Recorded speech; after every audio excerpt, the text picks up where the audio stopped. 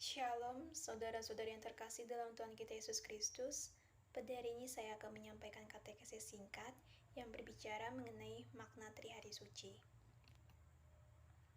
Dalam agama Katolik, dikenal dengan adanya Pekan Suci dan Hari Suci, di mana Pekan Suci dan Hari Suci ini memiliki tujuan yang sama, yakni mengenang kebaikan Tuhan Yesus yang rela disalibkan untuk menebus dosa manusia.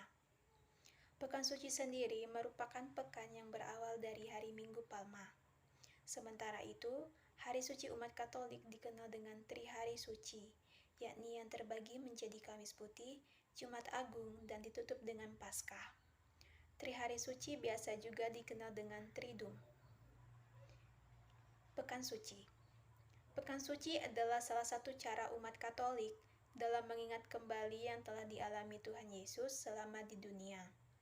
Pekan Suci diadakan sebelum Paskah, yakni seminggu sebelumnya.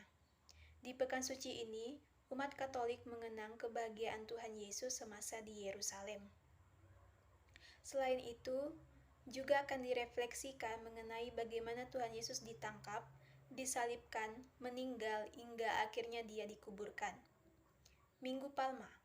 Minggu Palma adalah minggu di mana umat Kristen maupun Katolik sama-sama merayakan saat Yerusalem kedatangan Tuhan Yesus. Saat menuju Yerusalem, banyak orang yang menantikan kedatangannya. Mereka menyambutnya dengan masing-masing di antara mereka menggenggam daun palma. Hal inilah yang menjadi contoh bagi umat Kristen dan Katolik untuk menyambut kedatangan Kristus. Kamis Putih.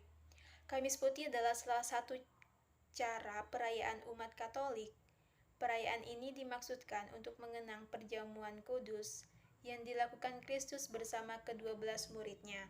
Dalam perayaan ini, roti dipecah-pecah sebagai tanda bahwa itulah tubuh Kristus yang dikobarkan demi dosa manusia. Inti dari Ekaristi pada umat Katolik berasal dari perayaan tersebut. Pengorbanan. Jika diartikan secara konotasi, pasion dapat menjurus ke arah keromantisan. Akan tetapi, perlu untuk Anda ketahui bahwa pasion sendiri dalam bahasa Latin adalah passio. Arti dari passio adalah penderitaan.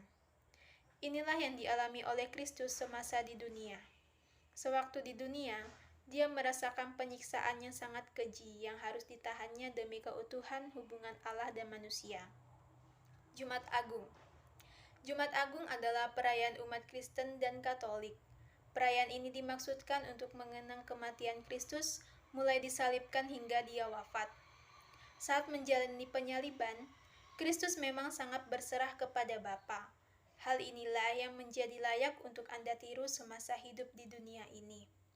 Karena segala sesuatu yang baik tidak akan berjalan dengan baik. Selalu ada orang jahat yang berencana membelokkan dan menjerumuskan. Saat perayaan Jumat Agung, umat Kristen melakukan puasa. Akan tetapi, hal ini berbeda dengan perayaan yang dilakukan oleh umat Muslim. Puasa yang dilakukan oleh umat Kristen adalah puasa daging dan hawa nafsu. Sementara itu, bagi umat Katolik, biasanya mereka membuat jalan salib pada hari perayaan tersebut. Memang, Tuhan telah mengetahui semua dosa yang kita lakukan. Tuhan tidak membutuhkan pengakuan yang tidak disertai dengan penyesalan. Mengaku berarti mengerti bahwa Anda salah, sedangkan menyesali berarti Anda sangat mengerti bahwa dosa Anda sangat berat. Sangat menyakiti perasaan Allah.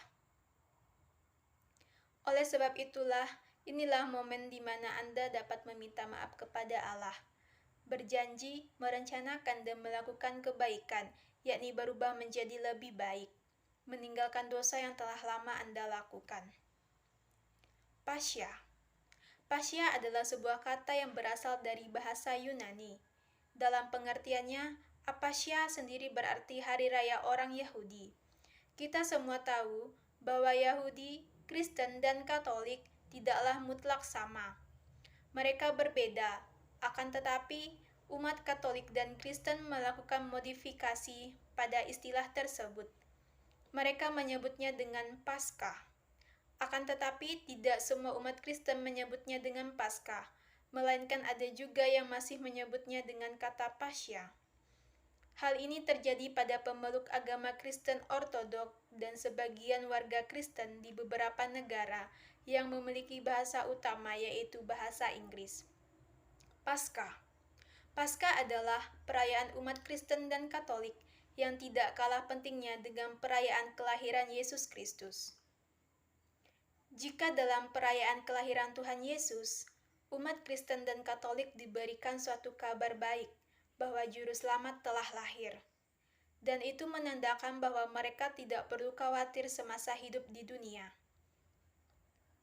Tidak perlu khawatir semasa hidup di dunia, tidak perlu khawatir akan dosa yang telah diperbuatnya sebelumnya, karena Tuhan Maha Pengampun telah datang.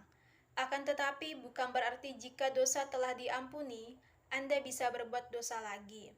Anda justru malah semakin diingatkan untuk tidak berbuat dosa kembali. Sementara itu, untuk perayaan Paskah sendiri, umat Kristen dan Katolik lebih ditekankan bahwa mereka telah menang. Tuhan yang mereka salibkan karena dosa mereka telah bangkit. Dia menang dan itu berarti Anda juga menang melawan dosa dan maut. Karena kemenangan itulah maka Anda memperoleh hidup yang baru. Makna Hari Trisuci. 1.